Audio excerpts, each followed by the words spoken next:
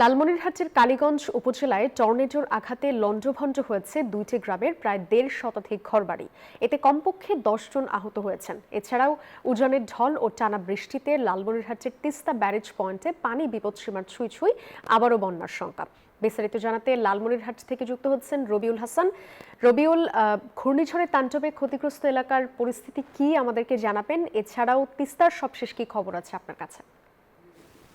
ধন্যবাদ আপনাকে। আপনি যেমনটি বলছিলেন যে গত রাত থেকে কিন্তু প্রচুর বৃষ্টিপাত হচ্ছিল লালমনিরহাট জেলায়, এবং এই বৃষ্টিপাতে কিন্তু আজ সকাল 8:30টার দিকে কিন্তু লালমনিরহাটের কালীগঞ্জ উপজেলার ভোটমারি ইউনিয়নে কিন্তু কয়েকটি গ্রামে কিন্তু টর্নেডোর আঘাতে কিন্তু লন্ডভন্ড হয়েছে শতাধিক ঘরবাড়ি, এবং ঘরবাড়ি হারিয়ে কিন্তু পরিবারগুলো তারা খোলা আকাশের আশ্রয় নিয়েছেন, এবং পাশাপাশি জেলা প্রশাসকের পক্ষ থেকে ক্ষতিগ্রস্ত পরিবারের গুলোকে খোঁজ খবর নেওয়া হয়েছে। এদিকে আমি যেখানে দাঁড়িয়ে রয়েছি এটি হচ্ছে তিস্তা ব্যারেজ এলাকায়।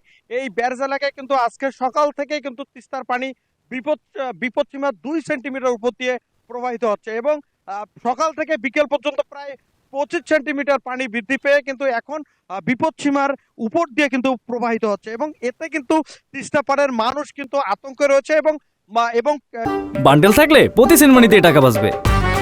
বিকাশ সেনমানি বান্ডেল কিনে জিতুন প্রতি লেনদেনে।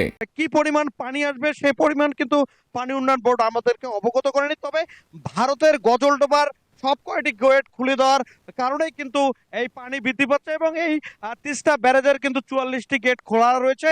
ইতিমধ্যে তিস্তা পাড়ের মানুষের মধ্যে আতঙ্ক রয়েছে, এবং পাশাপাশি তারা আমন ক্ষেত নিয়েও কিন্তু তারা আতঙ্ক রয়েছে। আমরা একজন তিস্তা পাড়ের মানুষের সাথে কথা বলার চেষ্টা করব।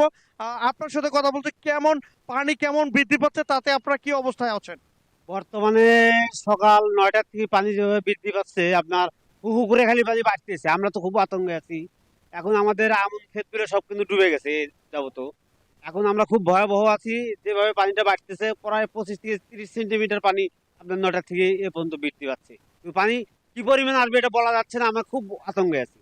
ধন্যবাদ আপনাকে। আমরা শুনছিলাম একজন তিস্তা পাড়ের মানুষের সাথে কথা, তিনি কিন্তু বলছে তারা কিন্তু আতঙ্কে রয়েছে, এবং আমরা পানি উন্নয়ন বোর্ডের সাথে কথা বলেছি। পানি উন্নয়ন সূত্রে জানিয়েছেন যে বিকেল 3টায় কিন্তু পানি বিপদসীমার 1 সেন্টিমিটার নিচে ছিল, এবং 4টায় কিন্তু তা বৃদ্ধি পেয়ে 2 সেন্টিমিটার উপর দিয়ে কিন্তু পানি প্রবাহিত হচ্ছে। এবং এই ছিল আমার কাছে সর্বশেষ। ফিরে যাচ্ছি স্টুডিওতে।